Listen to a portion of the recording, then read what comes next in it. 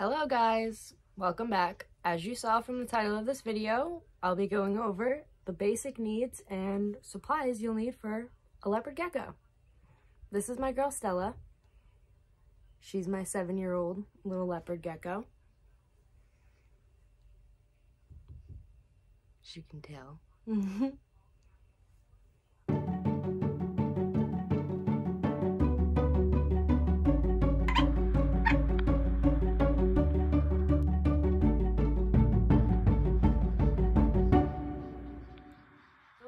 On YouTube, I've been seeing a lot of videos that are very outdated with the care for these guys and just the basic beginners tips and tricks and everything that you guys need to know and buy.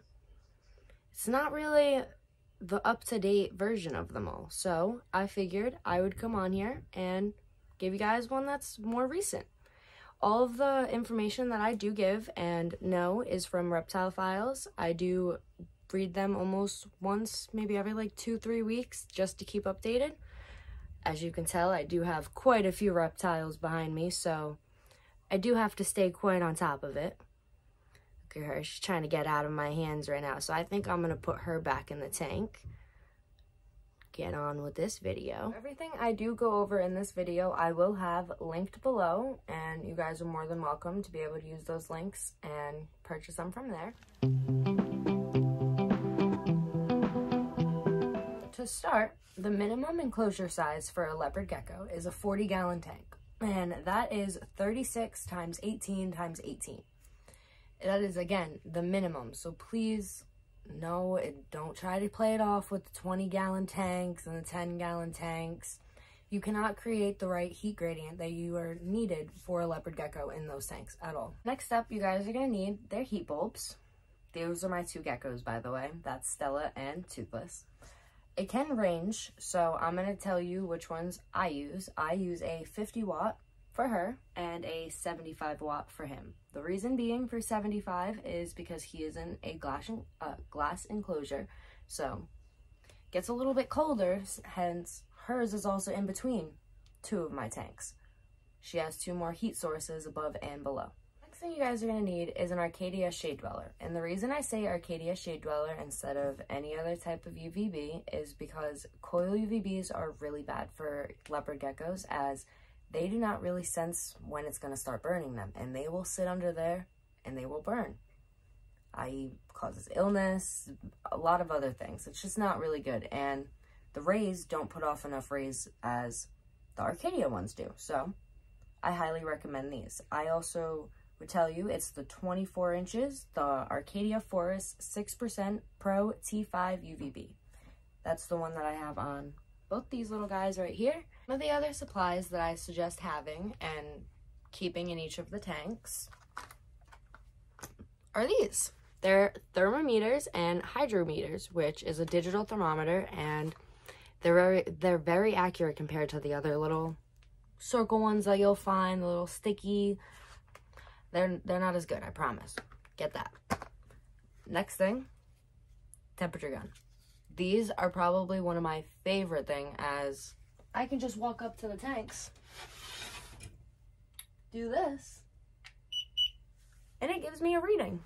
So yeah, if you ever want to be 100% sure that you have the right temperature, this is the way to go. Promise. Another thing, tweezers and tongs. Best thing ever for feeders, as I'm not a real big bug toucher, and I really choose not to touch their bugs. I don't mind the superworms and the little cowsea grubbies, but I don't think I'll ever touch the doobie roaches. So make sure you have 3 hides. Make sure there's 1 humid, 1 warm, and 1 cool, and you will achieve that if you have the heat lamp on one side of the tank, the UVB slightly in the middle. I keep her warm hide, this is Stella, her warm hide right here under the under the heat lamp. Under the UVB is her humid, and in the corner on the far left is her cool hide, which there's no lights over there, so it does stay pretty cool.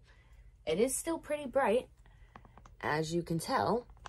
stays pretty lit up, so make sure that your Arcadia is placed right because they do not like to be in too dark of an area. Make sure to provide a flat basking rock as well, something that is at least the width and length of your gecko, just so they can fully sprawl out and lay down when needed to be able to soak up the heat that they will for digestion and just to be able to stay warm.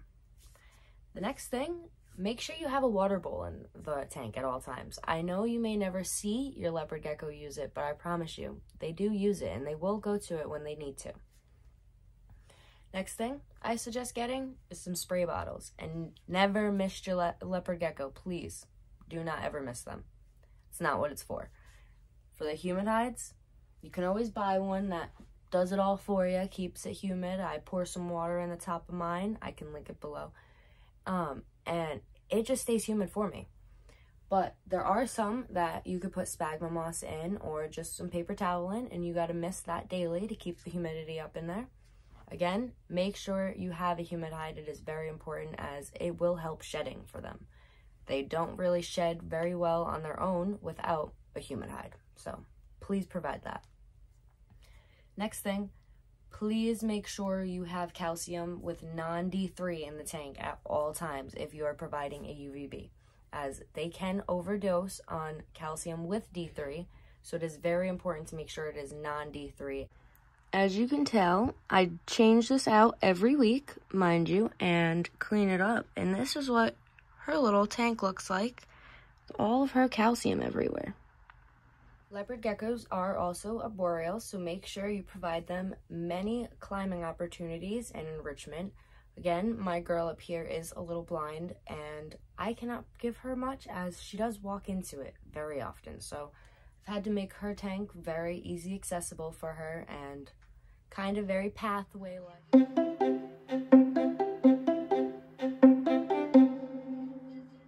Got what you guys will need out of the way, how about we talk about some heat requirements and humidity requirements. To start, a basking temperature for a leopard gecko should be anywhere between 94 degrees and 97 degrees. Yes, I know, pretty hot, but it makes it so they can digest well, and they like it up there. Remember, they are desert animals, so. Another thing is their warm end should be about 90 through 92 degrees, which it is very easy to achieve if you do set up your lights the proper way, and your tank will automatically create a heat gradient for that. Lastly is the cool end, which should be about 70 through 77 degrees Fahrenheit. And again, if your lights are set up properly, will be very easily to achieve. Now, as far as humidity goes, they are desert animals, so keep that in mind. They like it very low, so it should be anywhere between 30 through 40% humidity throughout the day. Next up is leopard gecko safe substrates. So I always recommend doing a 2-month period of quarantine when you first get a reptile of any species. It's always good to be able to monitor their poop, how much they're eating, what they're doing, just to be able to make sure they're handling everything okay and that they are as healthy as you expect. I recommend using paper towel, which I actually just got a crested gecko the other night, and he is going through his 2-month quarantine period right now on it. He was up there, can't really see him much. Same as my toothless down here, which there is a whole video about that. Stay tuned. But some of the substrate that I do recommend is the Zoomed Reptisand, the Jurassic Sands Reptile Substrate, DIY naturalistic mix that you do yourself, and that is 40% organic topsoil, 40% sand, and 20% excavator clay. We talked about leopard gecko safe substrate. It's time to talk about what they eat and their diet.